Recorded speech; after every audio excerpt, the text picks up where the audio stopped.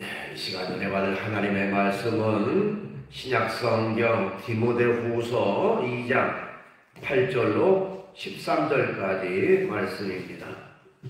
받들어 봉독을 하겠습니다. 내가 전한 복음대로 다윗의 씨로 죽은 자 가운데서 다시 살아나신 예수 그리스도를 기억하라. 복음으로 말미암아 내가 죄인과 같이 매이는 데까지 고난을 받았으나 하나님의 말씀은 매이지 아니하니라. 그러므로 내가 택함 받은 자들을 위하여 모든 것을 참음은 그들도 그리스도 예수 안에 있는 구원을 영원한 영광과 함께 받게 하려 함이라. 미쁘다 이 말이요 우리가 주와 함께 죽었으면 또한 함께 살 것이요 참으면 또한 함께 왕노릇 할 것이요 우리가 주를 부인하면 주도 우리를 부인하실 것이라. 우리는 미쁨이 없을지라도 주는 항상 미쁘시니 자기를 부인하실 수 없으시리라. 아멘. 말씀은 13절까지 받들어 봉독을 했습니다. 오늘 주어진 복음 말씀 가지고 제목을 바울의 복음, 나의 복음 이런 제목의 말씀으로 같이 은혜를 나누려고 합니다.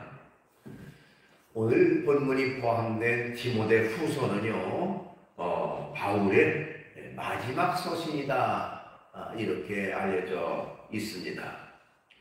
디모데 후서 4장 6절에 보니까 전제와 같이 내가 벌써 부어지고 나의 떠날 시간이 가까웠도다. 이런 말이 있습니다. 내가 부어졌다, 떠날 시간이 가까워졌다. 하는 것은 이제 바울이 연로해서 자신이 이 세상을 떠날 기약, 즉 하나님 나라로 갈 날이 얼마 남지 않았다 하는 사실을 깨달았고요. 그래서 바울은 자기가 아들과 같이 가까이 했던 바로 디모데라고 하는 사람에게 이 편지를 쓰면서 자신의 생애를 한번 돌아보는 그런 내용으로 되어 있습니다. 자, 사도 바울의 생애를 한마디로 요약한다면 복음에 대한 철저한 헌신의 삶을 산 사람이다. 이렇게 말할 수가 있습니다. 바울은 오로지 복음이라고 하는 것, 하나님의 말씀을 전하는 일, 그 일에 전심전력했던 사람입니다. 우리가 잘 아는 것처럼 사도 바울은요, 하나님에 의해서 이방인을 위한 선교사로 부름을 받았습니다. 사도행전 9장 15절 주께서 이르시되 가라, 이 사람은 내 이름을 이방인과 임금들과 이스라엘 자손들에게 전하기 위한 위에 택한 나의 그릇이라. 이렇게 기록되어 있어요.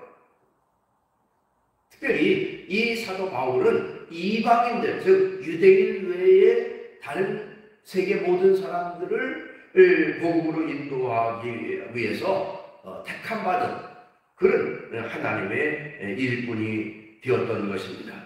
그렇기 때문에 사도 바울은 오로지 복음을 전하되 이 유대인이 아닌 이방인들에게 복음을 전하는 일에 매진을 했습니다.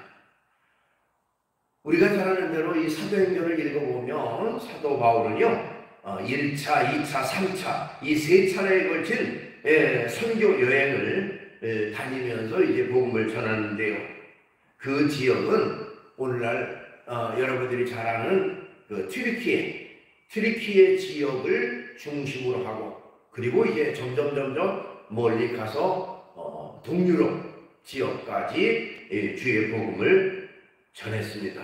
그리고 마지막에는 비록 죄수의 몸이기는 하지만 당시 세계 중심부로 알려졌던 로마에까지 가서 복음을 전했던 것을 우리가 사도행전을 통해서 알 수가 있습니다. 자, 복음을 향한 열정은 그의 죽음까지도 그를 막지 못했습니다. 그 정도로 열정을 가지고 주의 복음을 전했던 사람이 바로 사도 바울인 것입니다. 자신은 이제 연로해서 얼마 안 있으면 세상을 떠날 것이라는 것을 직감한 바울은 이 디모데에게 자신의 뒤를 이어서 주의 복음을 전하는 일에 매진해라, 전심전력해라 하는 것을 강력하게 당부하고 있는 내용이 바로 오늘 본문의 내용인 것입니다. 아까도 얘기했지만 사도 바울은요, 오로지 복음 전파의 일념을 가지고 살았던 사람입니다. 복음에 온전히 헌신했던 사람, 그 사람이 바로 바울이라고 할 수가 있습니다. 그가 얼마나 복음 전파에 열정을 가졌는지, 또 엄청난 고난과 핍박을 당하면서도 복음을 전했는지 하는 것을 고린도후서 11장 23절 이하에 우리가 그 내용을 통해서 잘 알 수가 있습니다. 그 내용 속에는 복음을 전하다가 당했던 엄청나게 많은 고난과 고통, 그렇지만 나는 그것에도 복음 전하는 일을 멀리하지 않았다. 그럼에도 나는 복음을 전했다고 말하고 있어요. 고린도후서 11장 23절 이하에 어떤 내용이 있느냐면, 그는 다른 사람보다 수고를 넘치도록 하고 옥에 갇히기도 더 많이 하고 매도 수없이 맞고 8번 죽을 뻔한 그런 고비를 맞았다고 말하고 있습니다.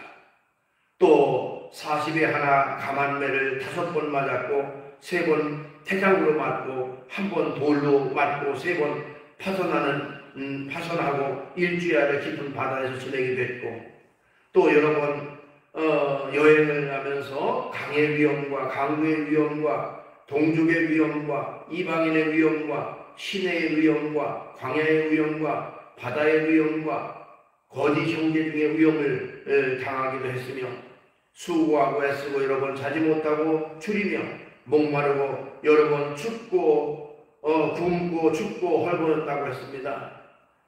그런 엄청난 고난, 그런 엄청난 핍박을 당하면서도 그는 자신에게 주어진 사명, 이 복음을 전하라고 하는 하나님의 사명을 나는 끝까지 감당을 했다. 그것을 위해서 최선을 다했다라고 고백하고 있습니다. 이런 내용을 보면 사도 바울이 얼마나 복음에 대한 열정으로 가득 차 있는가, 또 철저히 복음에 헌신한 사람이다, 이렇게 우리가 말할 수가 있습니다. 오늘 본문을 보면 사도 바울은 자신이 전한 복음이 무엇인지를 말하고 있습니다. 그래서 오늘 본문을 흔히 바울의 복음이라고 이렇게 별칭을 하고 있습니다. 바울이 믿고 바울이 깨닫고 바울이 목숨 바쳐 전했던 복음이 무엇인지 하는 것을 여기에서는 잘 설명하고 있습니다.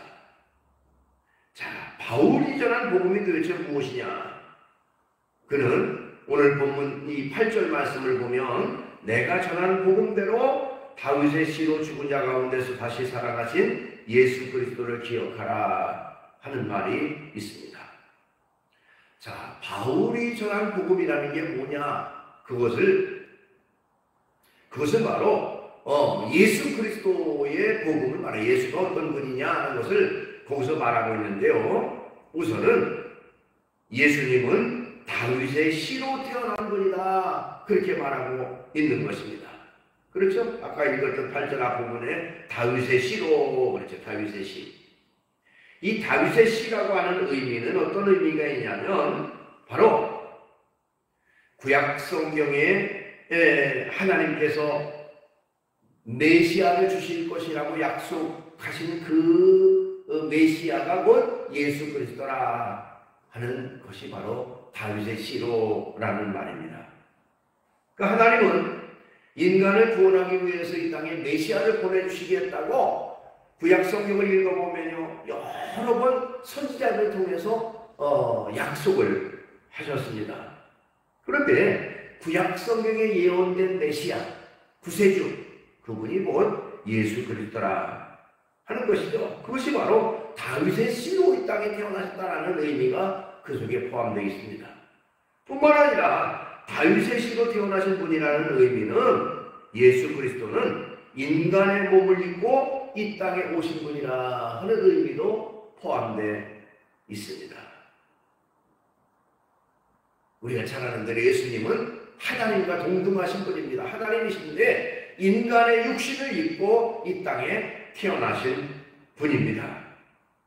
그래서 예수님은 다윗의 가문에서 다윗의 씨로 이 땅에 인간의 몸을 입고 오셔서 인간과 똑같은 삶을 사셨던 것이죠. 그러나 성경에 보니까 인간으로 사셨지만 죄는 없으시다 이렇게 말씀하고 있어요.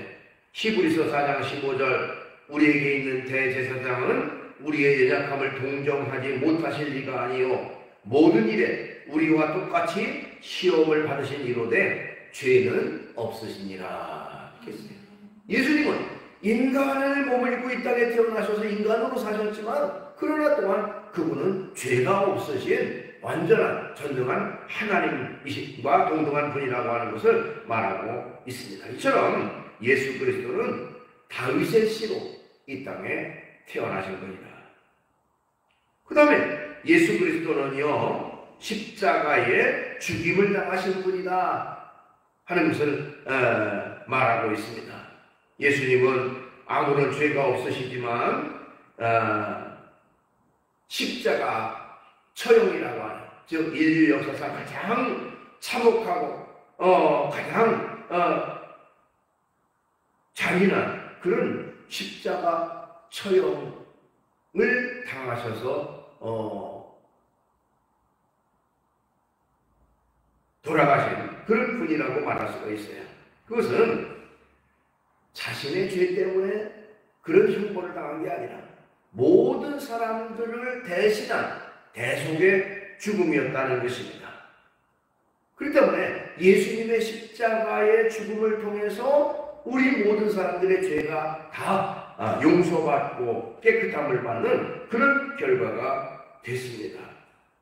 그래서 예수님의 대속의 은혜를 통해 모든 사람이 죄사함 받고 거룩함의 삶을 살아가는 그런 축복이 우리에게 주어졌다고 하는 것을 깨달을 수가 있고요. 그 다음에 예수님은요 죽은 자 가운데서 다시 살아나신 분이라 하는 것을 말하고 있습니다. 아까 8절 다시 보면 다윗의 씨로 죽은 자 가운데서 다시 살아나신 예수 그리스도를 기억하라 그랬습니다. 죽은 자 가운데서 다시 살아나신 분이라.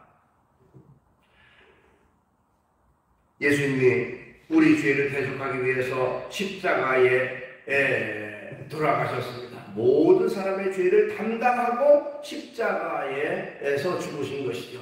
그런데 예수님이 만약 죽음으로 끝나고 다시 살아나지 못했다면, 즉 부활이 없다면 예수님은 엄청난 사랑이 많으신 분이다 하는 것은 인정될지 몰라도 또한 그분은 우리의 구세주가 되지는 못했을 겁니다. 그렇죠? 다른 사람 때문에 대신 죽었다는 것은 사랑이 엄청나게 많은 분이라는 것은 인정할 수 있지만 다시 살아나지 않았다면 자기도 구원하지 못했는데 어떻게 다른 사람을 구원할 수 있겠는가? 라고 말할 수밖에 없는 거예요. 때문에 예수님이 부활하셨다고 하는 사실은 곧 모든 사람을 구원할 구원자가 되신다고 하는 사실을 거기서 말하고 있는 것입니다. 예수 그리스도께서 십자가에 죽은 지 사흘 만에 죽음의 권세를 이기시고 부활하심으로 예수님이 바로 우리의 구원자가 되신다는 사실을 거기서 말하고 있는 것입니다. 이처럼 예수님은요 다윗의 씨로 이 세상에 오셔서 우리를 대신해서 십자가에 죽으시고 사흘 만에 부활하신 예수 그리스도 그분만이 우리의 구원자가 되시고 우리가 전해야 될 진정한 복음이 되어진다는 겁니다. 그래서 바울이 전한 복음, 바울이 그 강조하는 그 복음이라는 것, 그것 바로 이런 예수 그리스도가 곧 그 복음의 핵심이 되어지는 것이죠. 또한 바울은요, 그 복음을 전하는데 그 복음이 왜 중요한가 하는 것을 그 내용을 통해서 강조하고 있습니다. 중요한 이유가 무엇이냐 하는 겁니다. 오늘 본문 10절 말씀에 보면 그러므로 내가 택함을 받은 자들을 위하여 모든 것을 참으면 그들도 그리스도 예수 안에 있는 구원을 영원한 영광과 함께 받게 하려 함이라. 이렇게 말하고 있습니다. 여기 내용 가운데 뒤에 나오는 그리스도 예수 안에 있는 구원을 받고 또 영원한 영광 가운데 나가기 위해서 내가 복음을 전한다. 구원받게 하려고 영원한 영광 가운데 들어가게 하려고 내가 복음을 전한다. 이렇게 말하고 있습니다. 하나님은 인간을 구원할 메시아로요 예수 그리스도 한 분밖에는 허락하지 않았습니다. 즉 예수님만이 인간을 구원할 유일한 구세주가 되신다는 사실을 성경은 우리에게 말하고 있습니다. 우리를 위하여 십자가에 돌아가신 분도 예수님 한 분밖에 없었고요, 죽은 자 가운데서 다시 살아나 부활하신 분도 예수님 한 분밖에 없었던 것입니다. 그래서 성경에는 우리가 우리를 구원할 구세주 구원자는 바로 예수님밖에 없다고 하는 사실을 강조하고 있습니다. 우리가 잘 아는 사도행전 4장 12절에 보니까 다른 이로서는 구원을 받을 수 없나니 천하 사람 중에 구원받을 만한 다른 이름을 우리에게 주신 일이 없습니다. 다른 이름은 예수님 외에 다른 이름은 없다는 거예요. 예수님만이 우리를 구원하신 유일한 구세주가 되신다는 것을 거기서 강조하고 있습니다. 또 예수님 자신도요, 내가 곧 길이요 진리요 생명이니 나로 말미암지 않고는 아버지께로 올 자가 없느니라 이렇게 말씀하셨어요. 그러니까 자신을 통하지 않고는 구원받을 사람이 아무도 없다는 것을 강조하고 있습니다. 이처럼 예수님은 우리를 구원하실 유일한 분이라는 사실을 우리가 믿고 고백하고 확신을 가져야 하는 것입니다. 요즘 소위 에큐메니칼 운동 또는 종교다원주의를 주장하는 사람들이 많습니다. 모든 종교는 다 같은 것이다. 또 모양은 서로 다르고 서로 형태는 뭔가 행동하는 모습은 다를지라도 결국 궁극적으로 같은 것이다라고 말하고 있습니다. 기독교 외에 다른 종교에도 구원이 있다고 말합니다. 그러면서 그 사람들은 그럴듯한 비유를 얘기를 합니다. 우리가 어떤 산이 있는데 산을 올라갈 때 산이 올라가는 방법은 수없이 많아. 길이 있다.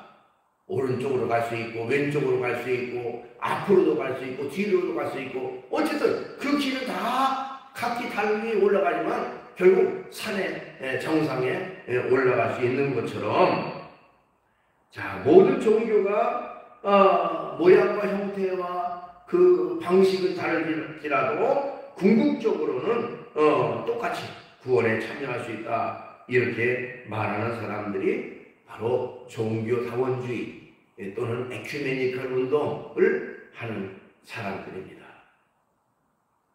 자, 그러나 여러분 분명히 알아야 될 것은 구원의 길은 오직 하나 예수 그리스도를 믿는 것 그것밖에 없다는 사실을 우리는 확신해야 됩니다. 그것은 누가 뭐라도 흔들릴 수 있는 것이 아니고요, 누가 뭐라고 해도 양보할 수 있는 부분이 아니에요.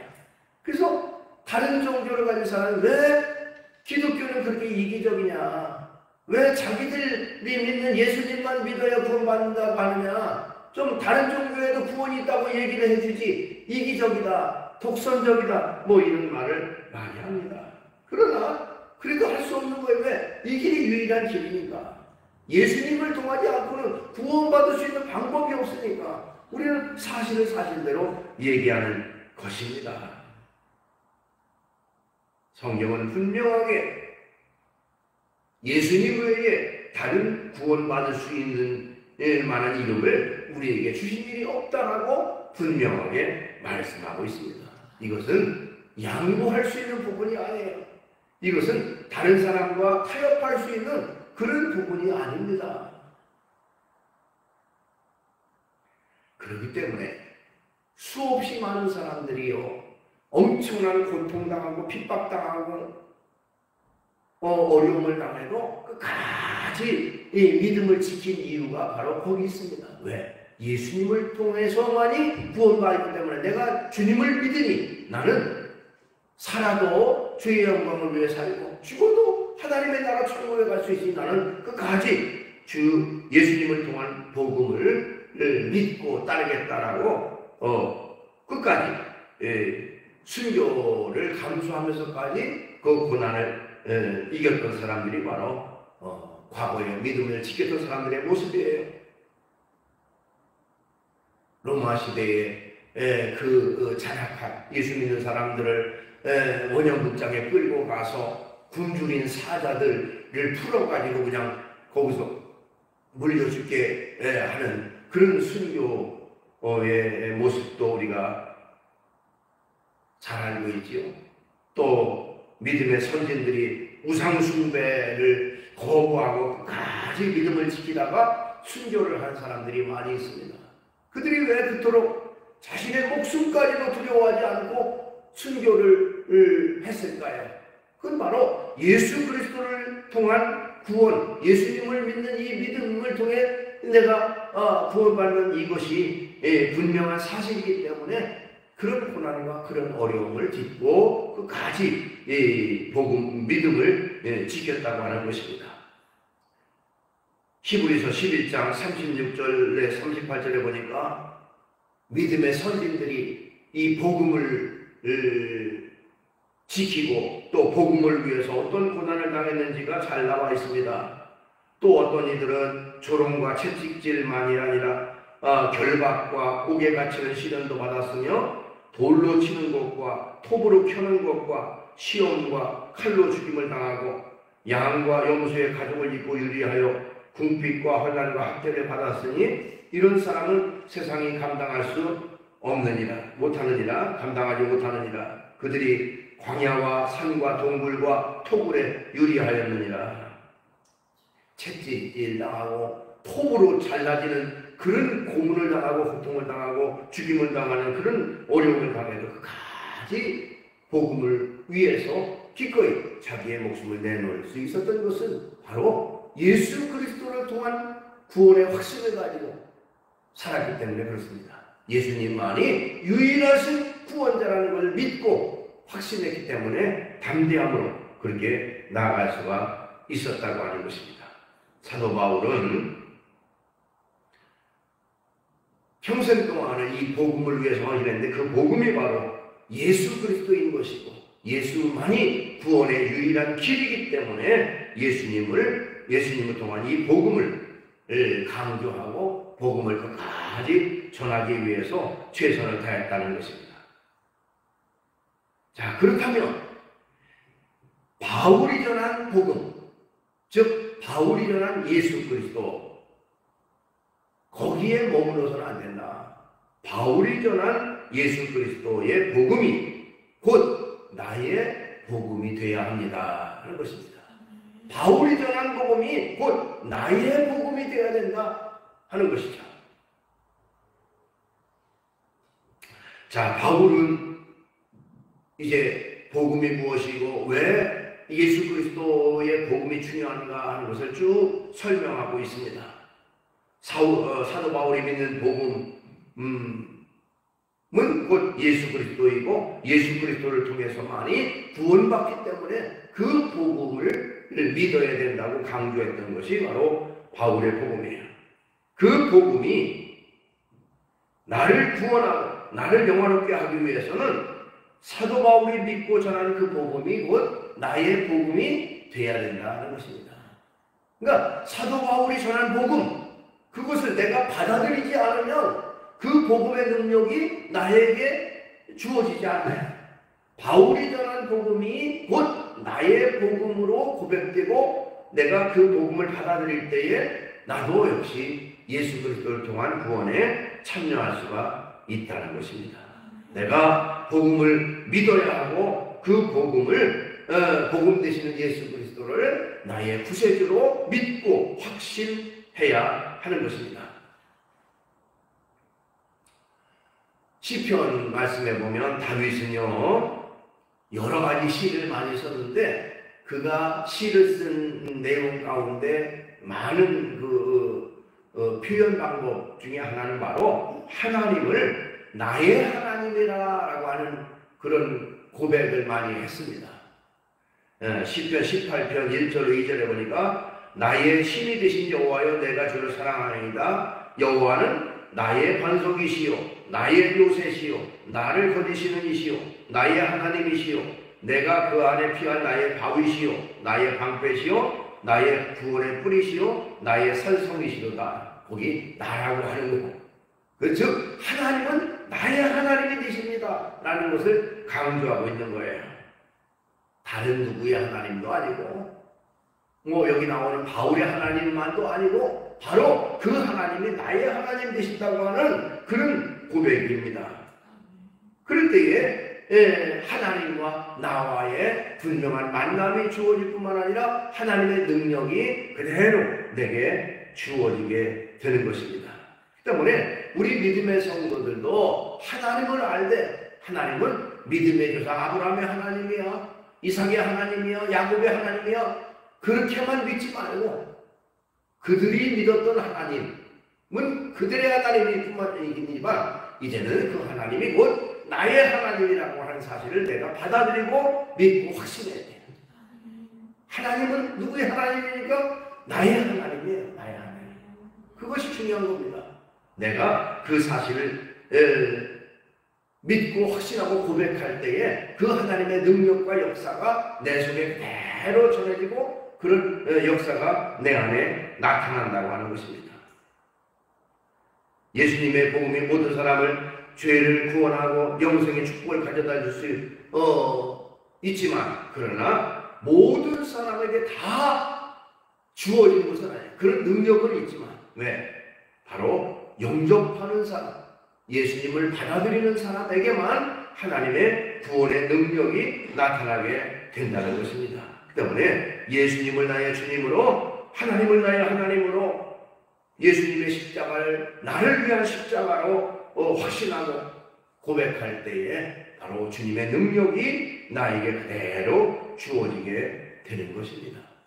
그래서 바울의 하나님이 곧 나의 하나님이 되도록 나는 그런 믿음을 가지고 확신을 가지고 주님을 영접하고 주님을 받아들여야 한다. 그래야만 내가 온전히 구원받고 구원 가운데 나아가게 된다는 것을 얘기하고 있습니다. 그 다음에 마지막으로 이제 복음을 받아들여서 복음을 믿은 우리는 어떻게 살아야 될까? 이제는 복음을 위해서 헌신하는 삶을 살아야 됩니다. 이제는 복음을 위해서 헌신하는 생활로 연결되어야 된다는 것입니다. 오늘 본문 11절 12절에 보니까 믿보다 이 말이요 우리가 주와 함께 죽었으면 또한 함께 살 것이요 참으면 또한 함께 왕노릇할 것이요 우리가 주를 부인하면 주도 우리를 부인하실 것이다. 이런 말씀이 있습니다. 이 말씀은 무슨 말이냐면 우리가 예수 그리스도의 복음이 진정한 복음이다. 우리의 구원할 진정한 복음이라고 하는 사실을 믿는다면 이 복음을 위해서 죽음도 감수하고 기쁨으로 복음을 전할 수 있는 그런 사람이 되어야 된다는 것을 말하고 있습니다. 주님을 위해서 복음을 위해서 어떤 고난도 참고 이기고 견디면서 복음을 다른 사람들에게 전할 책임이 우리에게 있다는 것입니다. 그러면 우리는 일상생활 속에서 어떻게 복음의 증인으로 복음을 전하는 사람으로 살아갈 수가 있을까요? 우리는 사람들 앞에서 항상 예수님을 시인하는 삶을 살아야 됩니다. 시인하는 삶. 성경 마태복음 10장 32절 33절 누구든지 사람 앞에서 나를 시인하면 나도 하늘에 계신 내 아버지 앞에서 그를 시인할 것이요 누구든지 사람 앞에서 나를 부인하면 나도 하늘에 계신 내 아버지 앞에서 그를 부인하리라. 시인이라는 말을 인정하는 겁니다. 다른 사람 앞에서 내가 하나님을 믿는 사람이다, 하나님은 살아계시다라고 믿고 시인하고 고백하면 하나님도 내가 너를 안다, 내가 너를 구원했다, 내가 너를 하늘나라 천국에 인도할 것이다 라고 하시지만, 그러나 내가 주님을 부인하고 살아가면 주님도 우리를 모른다고 부인하신다는 거예요. 우리가 일상 속에서 주님을 시인하면서 주님을 믿는 믿음을 자랑 삼으면서 우리가 기쁨으로 살아가는 그런 생활이 있어야 되는 것입니다. 그 다음에 예수님을 영접한 사람, 예수님을 복음을 믿은 사람들은 어떻게 살아가야 될까요? 바로 우리의 생활 속에서 예수님을 가장 우선순위에 두고 살아가야 합니다 하는 것입니다. 우선순위에 두고 산다. 여러분, 어떤 일이든지 우선순위라는 게 있습니다. 그죠? 급한 일, 빨리 해야만 할 일을 우리가 먼저 해야 하잖아요. 나중에 해야 될 일 때문에 우선순위를 놓쳐버리는 일이 있어서는 안 돼요. 우선순위는 중요한 것에 따라서 달라집니다. 얼마나 중요한 거냐 하는 거에 따라 달라져요. 로마서 1장 16절에 보니까 내가 복음을 부끄러워하지 아니하노니 이 복음은 모든 믿는 사람에게 구원을 주시는 하나님의 능력이 됨이라 이렇게 말했습니다. 어떤 것보다도 소중한 것이 바로 예수 그리스도를 통한 복음이라는 사실 때문에 예수님을 가장 우선순위에 두고 살아가야 되는 것입니다. 예전에는 내가 먼저 해야 할 일을 먼저 하고 나중에 교회 나오거나 하나님 일하거나 하는 것은 뒷전이 있을지 몰라도 이제는 하나님의 일을 우선으로 하고 하나님의 일이 먼저이고 내 일은 나중으로 미룰 수 있는 그런 우선순위를 하나님에게 두고 예수님에게 두고 살아가는 그런 생활이 우리에게 있어야 된다는 것입니다.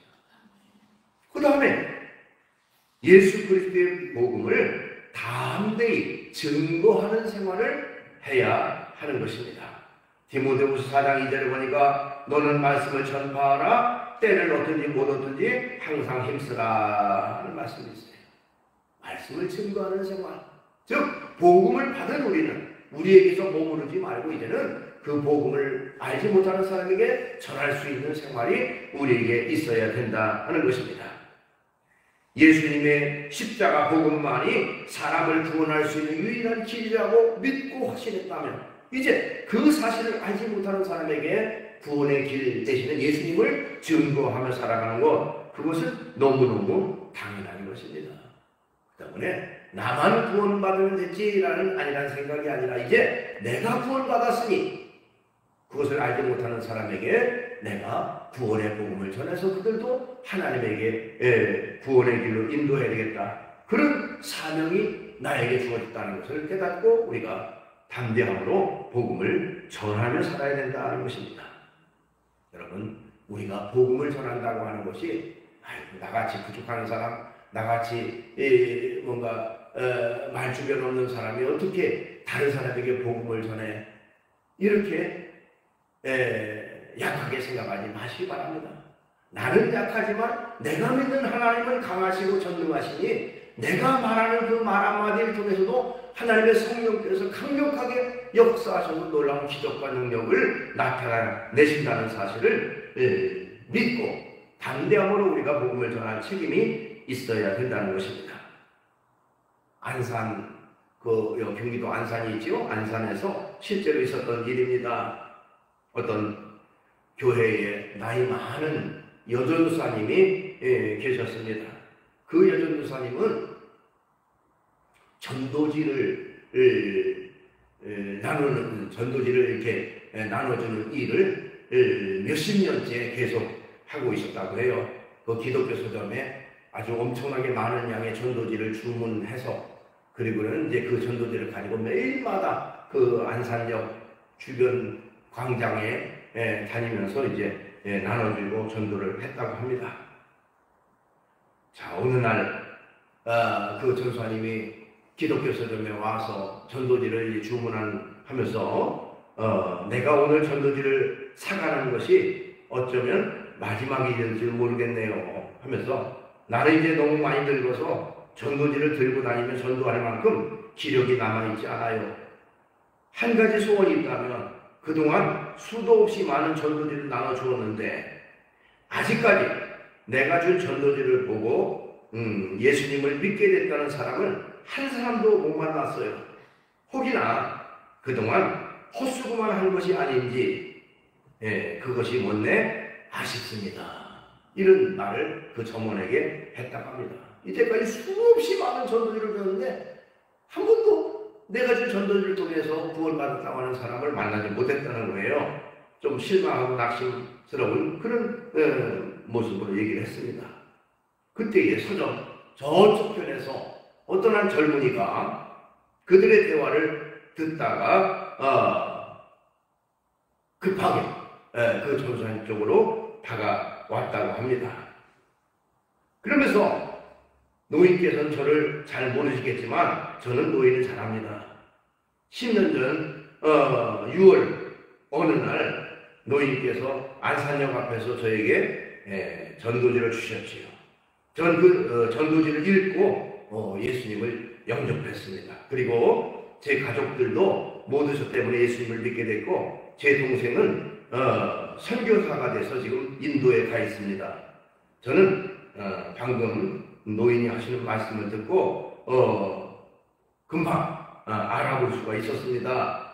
그러면서 하는 말이, 하나님께서 오늘 저를 이곳으로 보내신 것은 아마